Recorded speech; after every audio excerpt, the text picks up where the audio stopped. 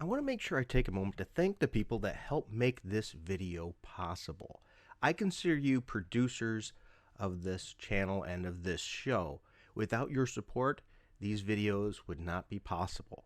So I'd like to thank Rags, Comic Boom, Pop Size, The Frag Minion, Warren JB, Lynch Nut, David Osenwitz, sorry if I mispronounced your name, and a penny for your dimes. I also want to thank the people that like to remain anonymous and anybody else that has contributed to this channel in the past. Without your support, these videos would not be possible. If you find yourself in a position you can help and you want to see your name here too as a producer credit, go ahead and look down in the links below. There will be a Patreon, a subscribe star, as well as a one-time donation, and you can see your name up here too. Thank you.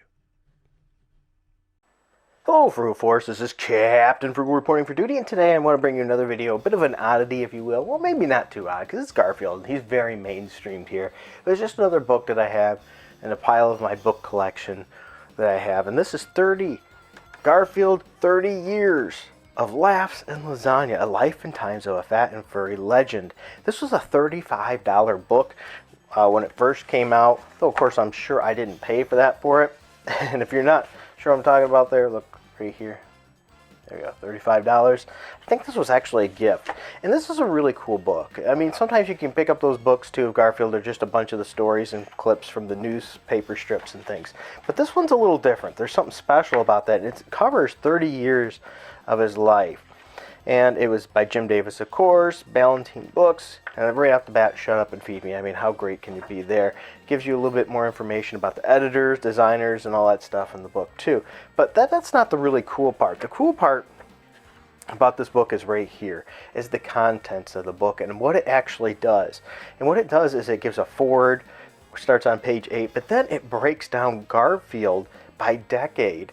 And you can really see the differences. Not as much as maybe in the story, well, you can too, a little bit how he's written, things like that. But I mean, the art and the evolution of the character. For some reason, I really remember the 1988 to 98 version of the character really well. That's when I think of Garfield, that tends to be what I think of. Not as much as 78 to 88, though I was reading Garfield at that time.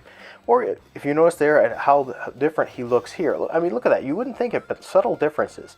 There's subtle differences between this decade and this decade of how they drew Garfield. I mean, you've seen major differences between 1978 to 1988 and the evolution of Garfield as the character.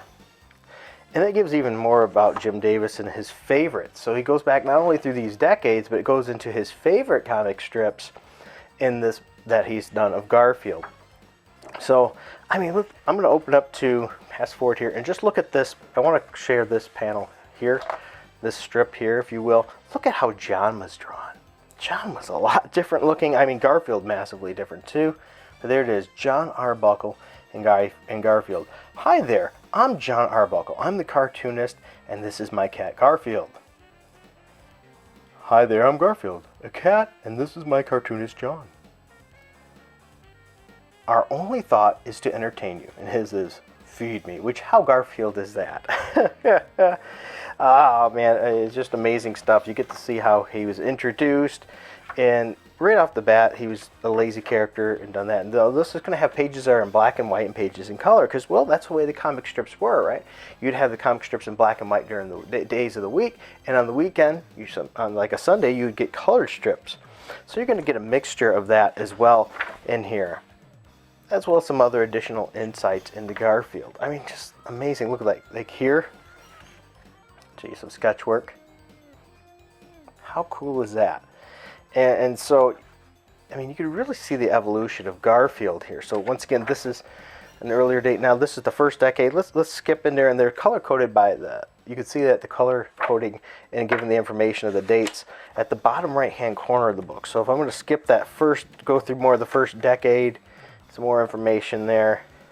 Now look, that now, boom, we went to 1988, and you see there's definitely a transition in how the character looks, and some other additional things, how he stands. John Arbuckle's also changed significantly. as I said, this is the way I tend to remember them. This is the way you see them usually on the more classic cartoons as well. Not the newer age cartoons, not that there's anything wrong with that. I like how he looks now too. It's just you could see the differences. So, look at that. There's a color one. Let's jump ahead now. Past the 90s, shall we? There's normal. Okay, there we go. See, 1998, 2008. There we go. As I said, we only got so much for each one. Now, look, here's the faves. I mean, look at that. It's going to show his faves. One of his favorites from Jim Davis is that very first one there. It's just a revolutionary, well, I shouldn't say revolutionary, absolutely great comic strip. The cat that's super lazy but does have a heart, even though he might not always show it. A dog that's dumber than dirt, but yet he still has love for it. The dog is a very kind dog as well. An owner that's probably a bit clueless, let's be honest, but yet he's still very lovable. An absolutely fun read. I mean, if you like reading comic strips and things like that, and you can find this book for cheap, this might be a good one to pick up. It even gives you some information, some insight into the strips, how it was made, as well as on the very back you get information, of course, about Jim Davis and his character Garfield. Jim Davis was born on July 28th, 1945. Who would have thought? And of course, lots of great stuff has been delivered through this name, this brand of Garfield, and this is just a wonderful book. If you see it cheap, I recommend picking it up. I don't think you'll find it a waste of time. Alright, well, thanks for watching this video, guys. I greatly appreciate it. Until next time, keep it frugal.